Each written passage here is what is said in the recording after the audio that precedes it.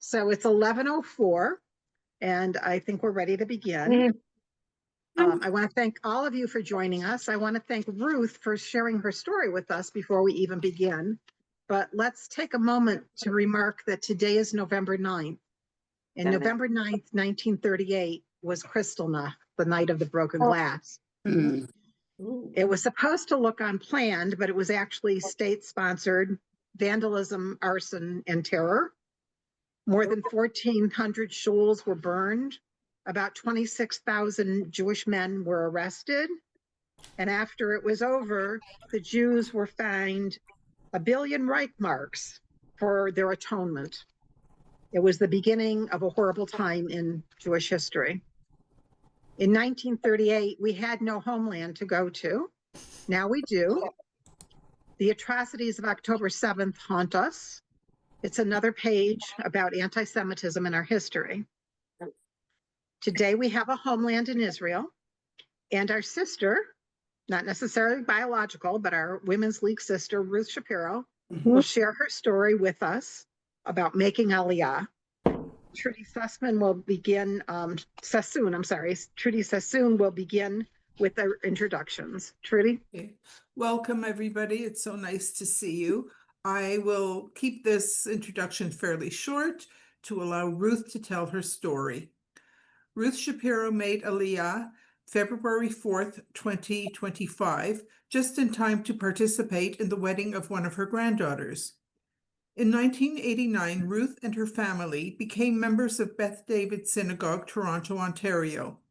To date, she continues to be a member of Beth David Women, having held multiple positions on their board, including twice as president. I'm sure they miss her physical presence and knowledge at meetings.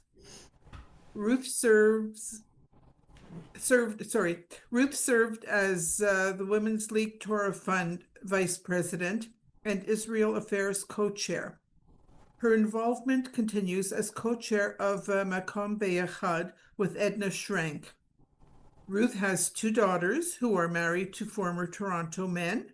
They all live in Israel. To her delight, Ruth has 10 grandchildren and 1 grandson-in-law. May I present Ruth Shapiro? Thank you, Trudy. Okay. As I said, I belong to Beth David Women, formerly Beth David Sisterhood, and since 1989, and I've been on the board since the beginning. In 2003, my younger daughter and her husband moved to Israel. I visited her when I went on a tour with Rabbi Scheim in November of that year. 2 years later, my elder daughter and her family of husband and 2 young sons moved to Israel. They always wanted me to follow. I visited approximately once a year. I wasn't ready till about 2 years ago. I started trying to get my papers together. Bureaucracy is difficult. They change rules constantly, several times, including having to get papers certified, etc. So when I finally got all my papers together in November, so after Rosh Hashanah last year, not this past year, the year before, I came back and I was ready to make it, and I had to get my visa from the embassy. And you have to give in your passport so that they could put the visa in. So it was supposed to take 2 weeks. It took 6. And I was really nervous because technically I didn't have a passport. So if I wanted to go anywhere, I couldn't even go to the States in those days. You went still. Okay. As I said, I was very nervous about that. Anyway, I could not book my ticket for with the flight with Nefesh B'Nefesh till I had my passport back. and with my visa, because you have to tell them that you have it. Anyways, when I got the visa, I put up my condo, and I was nervous because everybody said to me, it's December, you can't sell, nobody buys in December. But luckily I found somebody who wanted my apartment so that they could gut it and resell it, which was fine with me. They could do that. And so I sold it in 2 weeks, so that was one less thing to worry about. And because at that point I had planned originally to leave in like March or April, but then my granddaughter got engaged, as you know, and she got married at the end of February, so I had to be there before she got married. So I got that, and then I sold my car to the dealer, and then on January 7th, Orbitz came to pack up everything that I was taking, which wasn't everything because I was leaving some stuff there that I didn't want to take because you can only take so much. And they took it January 7th, saying that they would deliver it in a couple months or 3 months at the most. Well, 5 months later, it came. But meanwhile, I moved out the end of January, a week before the end of January, and I moved in with my lovely sister, Margie. And so we were doing the last bit of everything. And then on the day of my flight, we discovered that I needed 2 more passport pictures because I hadn't realized that they had said, oh, no, you need more than, because I had already given 2 for the visa. And now they said, no, you need 2 more when you get to Israel. So on the way to the airport, we stopped at Walmart, who had a passport thing, and we took 2 pictures. I took 4 because you never know. Anyways, then I got onto the flight from Toronto to New York, and I had 3, almost 4 bags.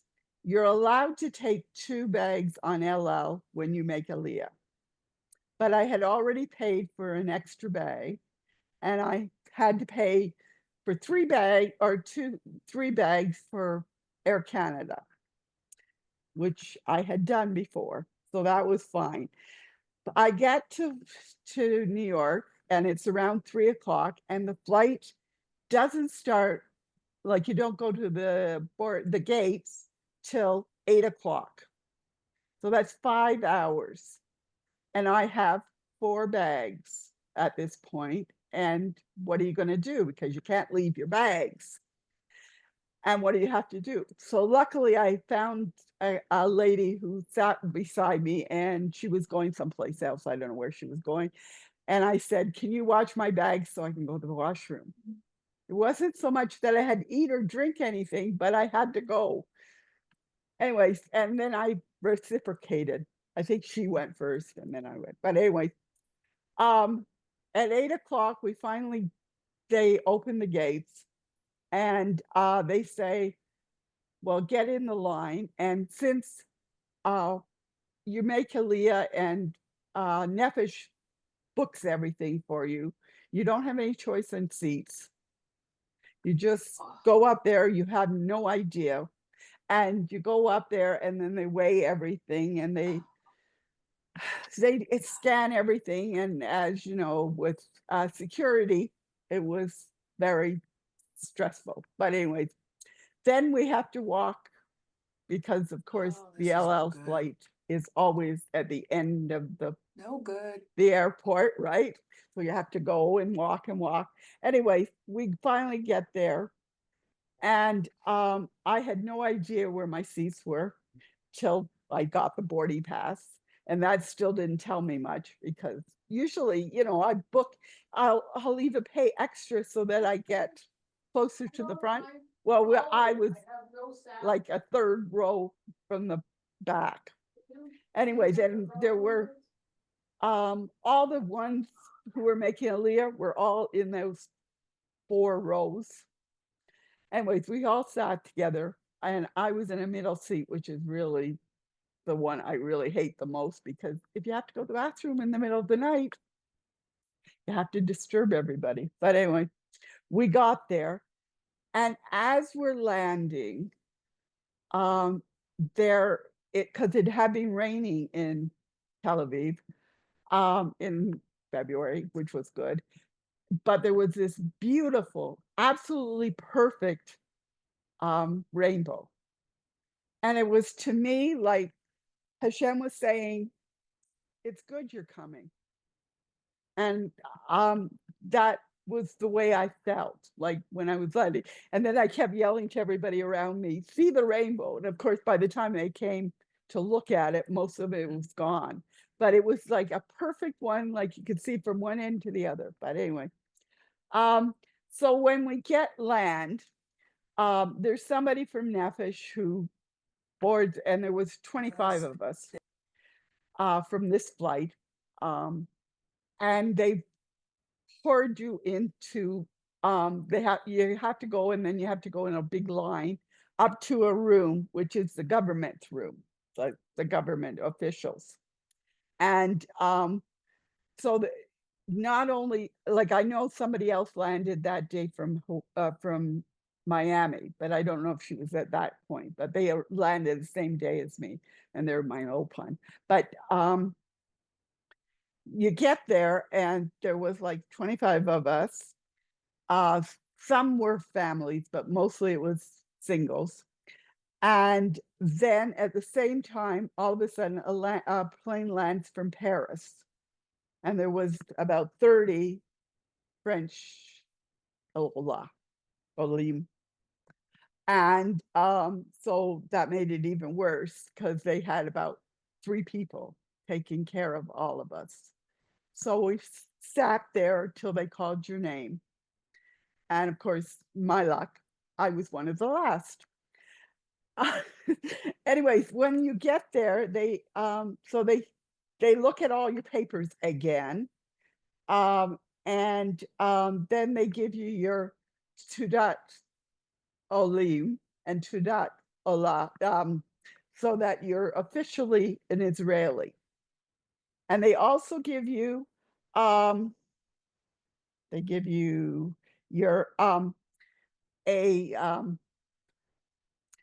they give you a visa which has 15,000 shekels on it, but you can only spend 300 at a time, because they don't give you a password to it. And you can, in Israel, if you spend over 300, you have to have a number. So you can only spend up to 300 every time you use this visa, but at least, and then they give you your, just a minute.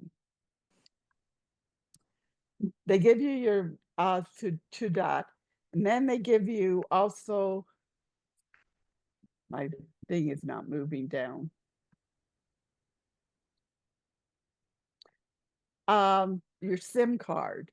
So one thing bad about SIM card, which gives you free access to your phone for 3 months, is everybody knows your number. So the first 3 months, people would call you randomly from the government, from Nefesh, from anything, because they had your phone number, and they would ask you how you're doing and whatever. But I mean, it was for 3 months, and then you have to get your own anyway. So, but at least I got a phone number right away. Meanwhile, my kids and family are all waiting there. When we finally finished with the officials, like, people have been leaving, and then the lady says, oh, you have to wait for 2 more people so I can take you down to get your luggage and to leave. So, and as we're going down, of course, what happens? One of the ladies left her cell phone upstairs. So she had to take the lady upstairs because she couldn't go by herself back upstairs. And meanwhile, my family is waiting. Finally, we get out, and then we drop. Then they were all so happy to see me, but they had been waiting since the plane landed, which was by this point almost 2 hours. But anyways, then we got home and I stayed with my kids, taking turns for the first month till I got my apartment. And now I'm taking Opon, and it's hard, but but we're all the group I'm in is all pensioners. So we only go 3 days a week. If you want to go in, you can go 5 days a week, but I thought 3 days was enough for me. But I've met several people from Toronto, including they're in the Gimel, but the people who used to own Brzezinski's, they made Aliyah last year or so, and they're taking Opon. So she says to me, she used to run the northern one, which is one I used to go to, and her husband did the southern one. But anyway, otherwise it's quiet now because no more sirens. That was the worst thing for the first 3 months, especially during when we were attacking Iran. And then with the Houthis, because the Houthis were doing it every 2 days or 3 days, but now they've stopped. So we have no sirens, but the sirens were, especially when Iran was attacking, was pretty bad. Anyway, other than that, I don't know. Any questions? I have one question. Probably, first of all, I mean, I can imagine your exhaustion, and I Oh hope yeah, well, that. it was must have been about 27, 28 hours by the time I got out of the airport. Well, you look great. So, No, thank you. but tell me, were the Olim from France also in the same Ulpan as you, or is it limited to English? Okay, so in my pensioners, we are 7, 9. Anyways, we have 3 from United States, me from Canada, 1 from South Africa, 1 from Ukraine, 1 from Russia, and 2 from Argentina. So and then we're the pensioners. Now the other classes have a mixture. One of the classes has a lot of French, they said, and there's quite a few Americans. And as I said, today, I was telling my sister, we have a break at 10 o'clock. It starts at 8:30. At 10 o'clock, we have a break. So everybody goes outside because it's beautiful weather. And I'm sitting there, and all of a sudden I see this lady with a no frills bag. And I say to her, because no frills, I said, "Are you from Toronto?" And she looks at me and she says, "Well, how do you know?" And I said, "Well, first of all, I'm from Toronto. And second of all, you have a no frills bag, and nobody else would have a no frills bag, especially the American, right?" And she says, "Oh, because I couldn't understand whether you could understand from my accent." And I said, "No, it was." Anyway, there's quite a few. There's some British. There are, well, as I said, there's Russians, and there's there's quite a few Russians actually. And I don't know if there's any more Ukraine, but the one in my class, she's really funny. She's absolutely hilarious. And she says she speaks a little English. She speaks Ukraine, and she speaks Russian. And so she talks with the Russian lady. But yeah, it's really interesting. Where do you live now? What city? In Modine. Modine? Modine. Yeah, Modine's halfway between Jerusalem and Tel Aviv, especially if you go on Highway 431, 36, 33. Yeah, Maryland. So how often do you get to Jerusalem or Tel Aviv out of Modin? So I was in Jerusalem last week or the week before. It depends if I have to do something, but we're going on a tiul next week on Monday to Jerusalem. Now I can't understand. It's the whole Ulpan, so there are quite a few people who have obviously children. So they didn't want to go the whole day. So we're only going half a day, but we're leaving at 8:15. And at the 8:15 on a weekday, it will take 3/4 of an hour to get there because the traffic. Anyways, we're going to the tunnels. We're going to the hotel, just Dublin, and then we're going to the tunnels. And There's they a were new going there's to a do new more tunnel. things. There's a What? new area in the tunnels that which we went to. They're fabulous, amazing. Oh, There's a whole new okay. section of Because tunnels. I haven't been there in a couple years. So Yeah. I don't know.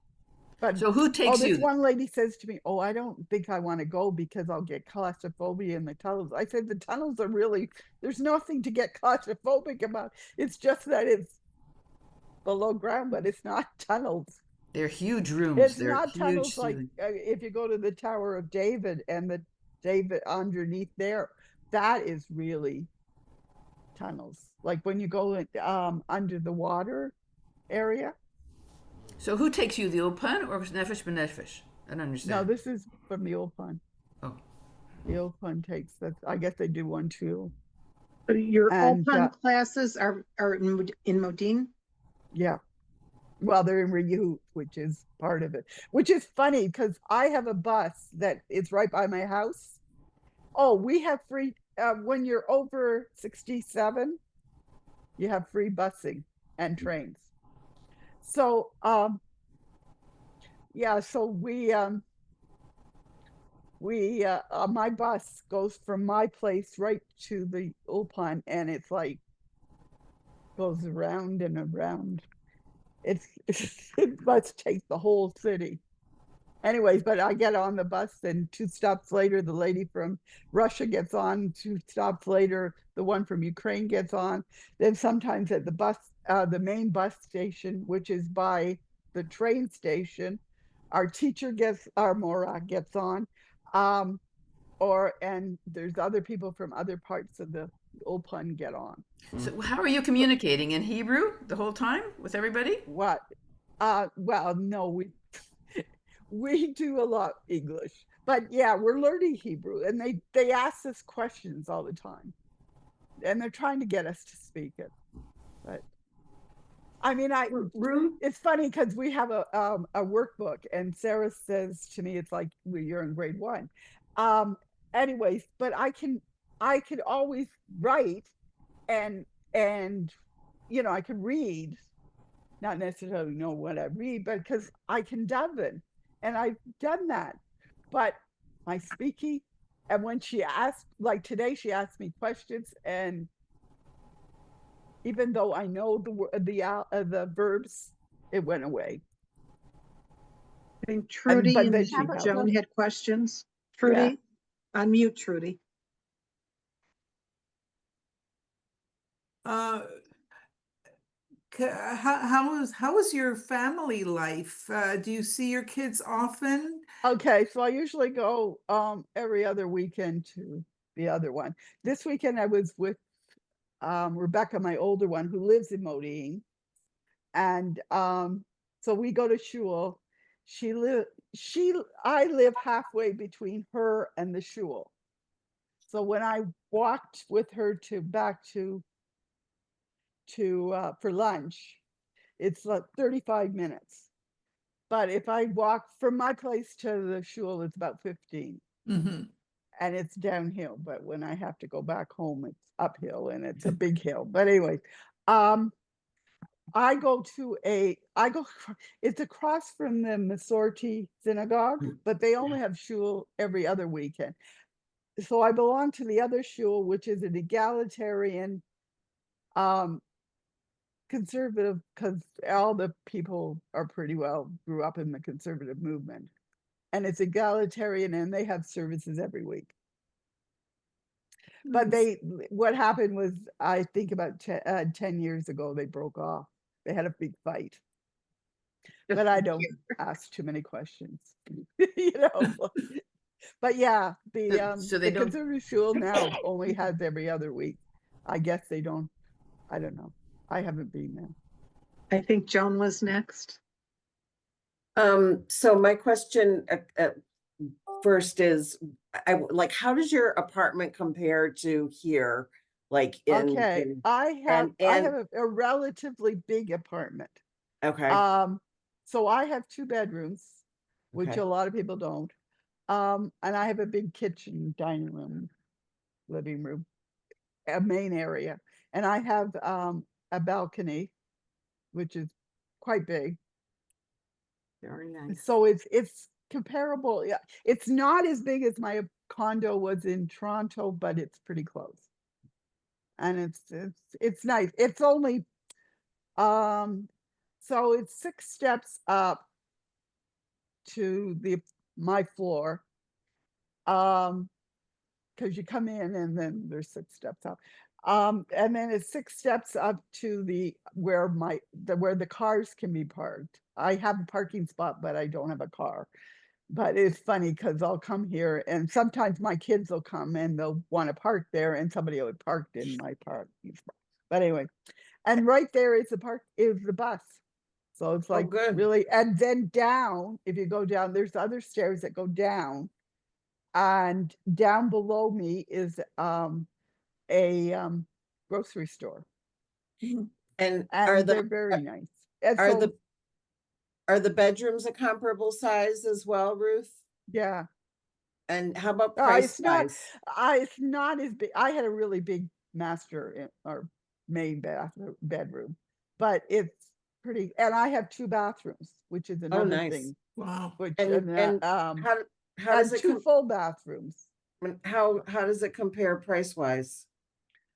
Well, my daughter's made a deal, so it's pretty. It was relatively cheap. This, you know, Okay. I mean, the ones that live in the big apartment building, there's one big apartment building which all the Americans and South Africans live in, because I know. Anyway, they have the ones who are in my old one now. I think they're relatively wealthy. Anyways, they bought or they renting a 4-bedroom. Who needs a 4-bedroom? But 4-bedroom apartment in this fancy apartment building, and they're paying $8,500 a month. Which is like, yeah, you divide I think it's by 3 for Americans.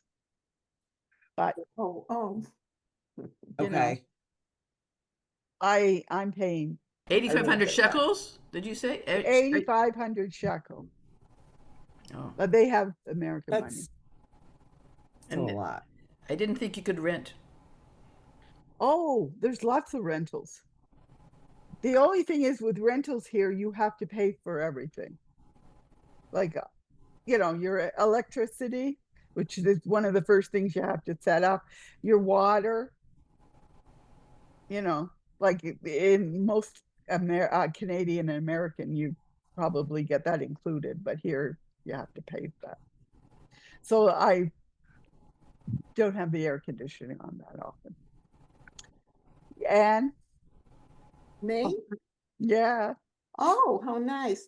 My question is, I'm getting the feeling that Modin has lots of Olim Chadashim. Is that correct? yes, And because in my position in Women's League, I go to the Kihilot, and you're saying right. that there are 2 Kihilot that are essentially Masorti. One is Egalitarian. affiliated and one isn't. Can you tell me, when I go, I've been to several Kihilot, but the ones that I'm in Southern Region, I live in Atlanta. So those are the ones I've gone to. And I'm delighted to see that there are so many sabras. They're not big Kihilot to begin with, but there are a lot of sabras. In your Kihilot, do you see sabras? Okay, there are some. Mine's it's pretty mixture. I mean, there's Americans, there's British, I think, and Canadians.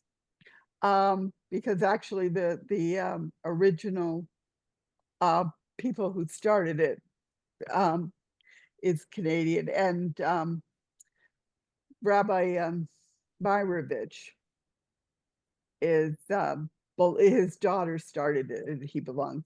They belong now. So, but yeah, no, it's a mixture. There are a lot is in Hebrew, but a lot of people speak English. Like I would say about 70% people speak English. But then yesterday they had a program. I don't know what they were talking about. Because they have an interesting thing. If you get Katan Torah or Katan Breshit, then 3 weeks later you have to sponsor the Kiddush, and it has to be a big Kiddush. Oh, Because as one of the men who's from Mexico originally, he says it's because people would be jealous that they got the special honor. And this way, if they have to sponsor it, then they're not so jealous because who wants to pay it? But anyways, it was a very nice Kiddush. I mean, they had cheese and everything. And anyways, You would imagine that when you have immigrants, as we did yeah, in New York City, they spoke Yiddish, the immigrants, and you're speaking English as immigrants. yeah. But No, I mean, it's kind of hard in our Ulpan because, as I said, I don't think I've said 2 words to the people from I forgot there's one from France too. okay. So, but my French, even though I took French all those years in Canada, it sort of went by the wayside. But anyway, Thank you. okay. Adele? Alba's next. Unmute Adele. Okay. Just wondering, Ruth, when you attend services, do you go to a conservative shul? Is it an Orthodox shul? No, it's a egalitarian, non-affiliated conservative. Very nice. We sit together, and women do as much as men. Like they'll either do the davening or they'll do. I mean, the Torah reading is always one person does 2 or 3, and one does, and then another person does 1, and like so we have several people who can just do it on, like the one Alex, who's from United States. He didn't even know he was doing the Haftorah yesterday, but he says he got up there and he says, I'm doing the Sephardi version because the Sephardi version was half what the Ashkenazi one is. But it's usually it's the davening is Ashkenazi modern Thank you. Hebrew. Anyway, Tina, my cousin, Ah, Unmute. on mute. Okay, there we go. Hi, Ruth. Hi. Is Modim closer to Sarah or to Rebecca? Rebecca lives in Modine. Oh, So okay. she lives, it takes me about 10 to 15 minutes how fast I walk to get from her house to mine, which I do Friday night if I have dinner there, and then Shabbos afternoon. And how far is Sarah from you? Sarah lives in Modine Elite, which is ultra Orthodox, and it's Yeah. about I guess it's about 25 kilometers. But anyway, there's a bus, the 15, which is not very far from me. Okay. And as I said, my buses are free. So, Well, you're but when I living have to go to Sarah, I have to stay overnight for Shabbos overnight, yeah. because it's not walking distance. Well, you're looking good, and I'm glad you are enjoying being there. And we do miss you here. Are buses Well, I miss free for everybody. tourists? What? Are buses free for tourists if you're over 67? I think you have to have a to get the card. No, I know. Because it used to be that it was cheaper if you were over 65 before they changed it. Of course, that was another thing. I turned 75 a month after I got here. And at that time, they said, if you're over 75, it's free. So I went to get my Rob card, which is the card, updated. And I went in there and he says, oh no, you're not 75 yet. So you have to pay half the price for a month. So I had to, but luckily I still had money on the card. But yeah, I was literally, because a month later, they changed it from 75 to 67. So like, really? But anyways, yeah. But yeah, it's free. Like I went to visit when Rabbi Ellen was in last 2 weeks ago when she had a wedding for her niece, and I went in to get my Torah Fund pin. So because she had brought it, and I said, so when on the way back, I tried to find the bus. There's a bus that goes right by pretty close to my house from Jerusalem. But do you think I could find the bus stop that had that bus? And there's lots of bus stops. And so I was walking around for an hour and a half trying to find this bus stop. And I finally just came to the train, got on the light rail and came to the train station and said, I'm taking the train and then I can get my other bus to my house though. But like, yeah, I have walked Jerusalem. Mhm. Anyways, Ruth, can you Trudy? tell us about healthcare? How does the health system work for you? Okay, so there's 4 different kinds. There's one kind that I think is the general one. But both my daughters were on McCubby. And so that's one of the first things I did because I had to have cataract surgery. So I got on to McCubby Gold. There's also even above gold. But and it's funny because everybody I know in Ulpan is also a McCubby. It's I think it's the best, but you know, other people might say one of the others is. It depends because a lot of times it also depends on the doctors. And so the doctors work for one or the other, sometimes for 2. Because I remember when my younger daughter, you know, she had 7. So when she started with her doctor, our pediatrician, he was working for 2 different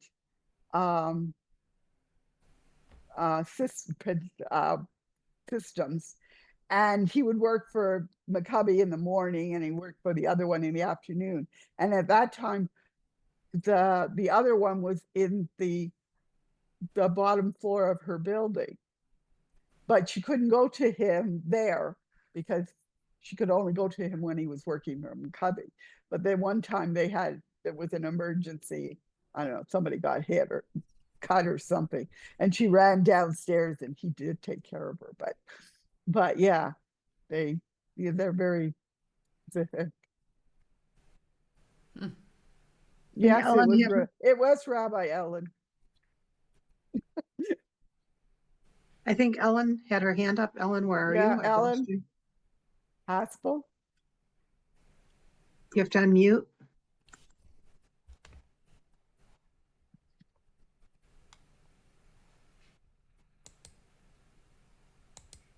Are you there, Ellen? Okay, No, anyone else have a okay, question? Oh, Trudy? I think you may have mentioned a celebration of holidays. If there's any difference from where you Okay, are to so home here. so for Sukkot, we only have six. We don't have Shmini Eretz and Simchat Torah. Simchas Torah are together, which makes the service incredibly long.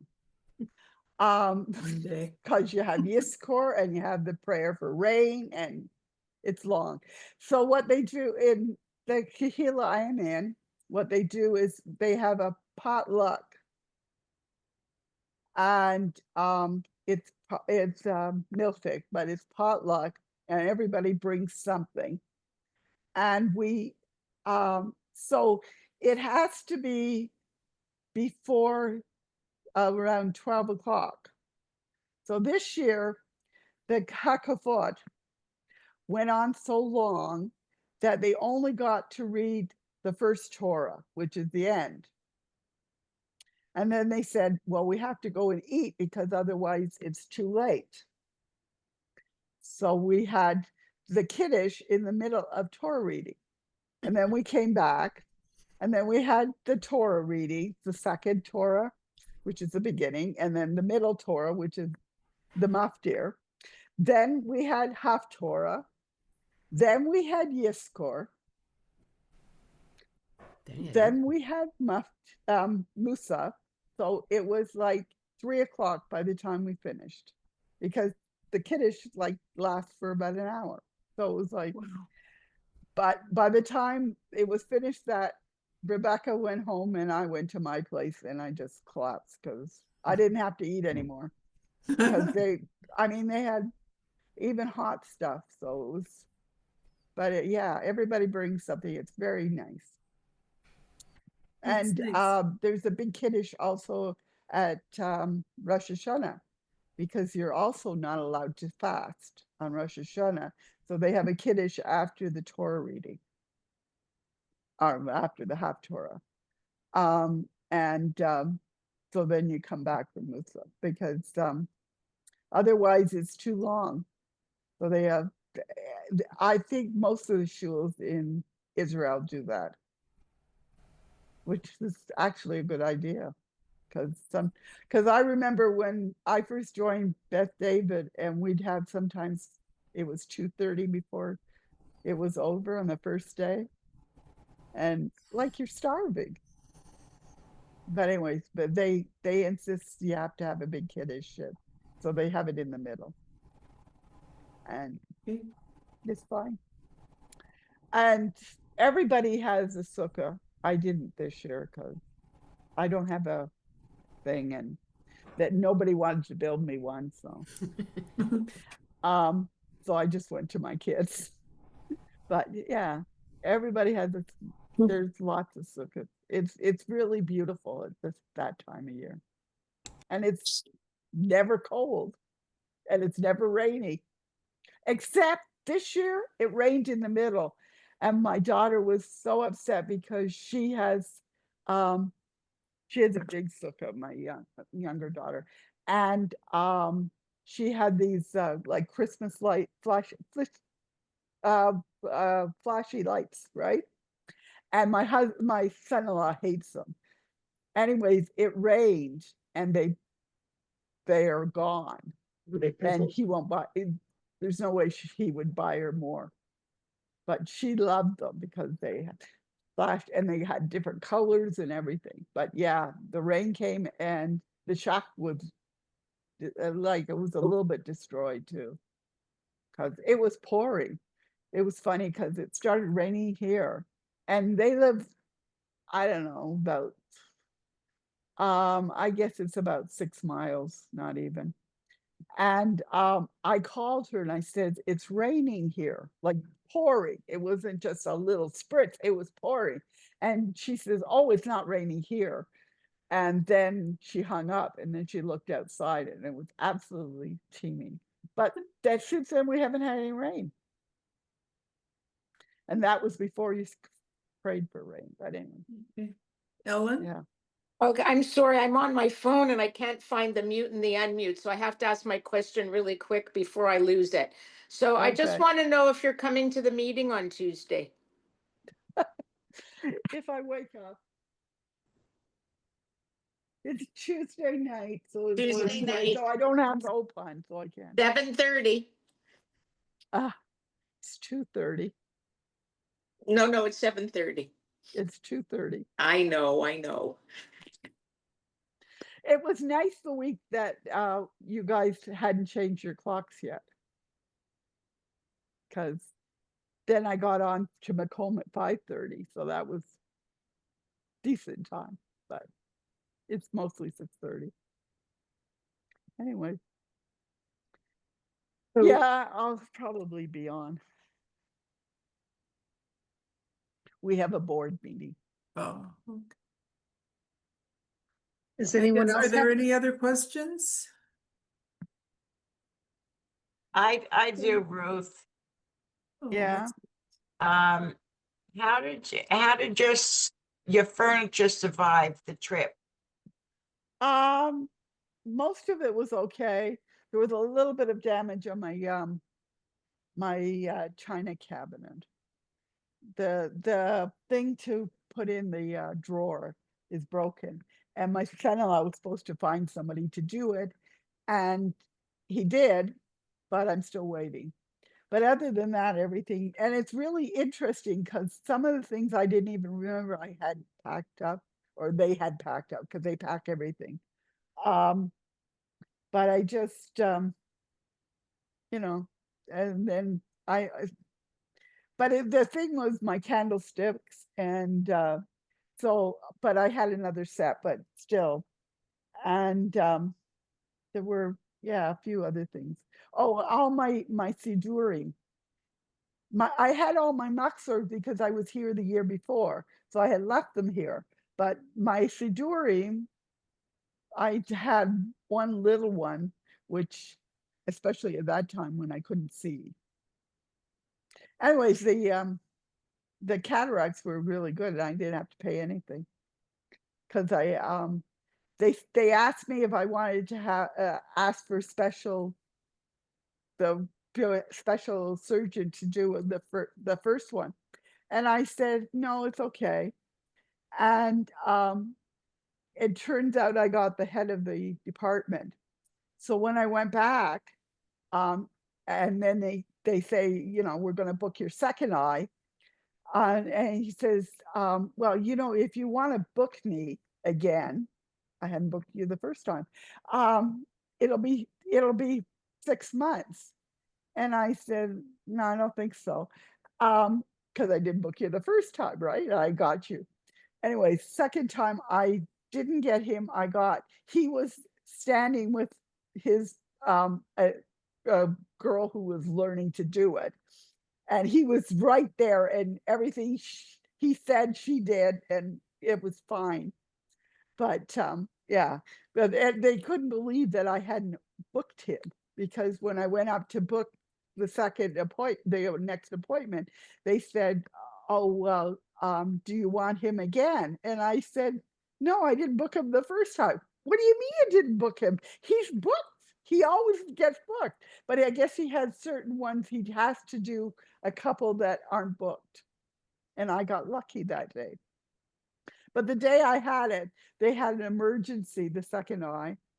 And my older daughter was with me that time, and we sat there for 2 hours waiting because they had this stupid emergency, and you could see they were walking back and forth because they were so upset because they couldn't use they were using one room, and that was the room they were supposed to use, and they had to wait till this emergency finished.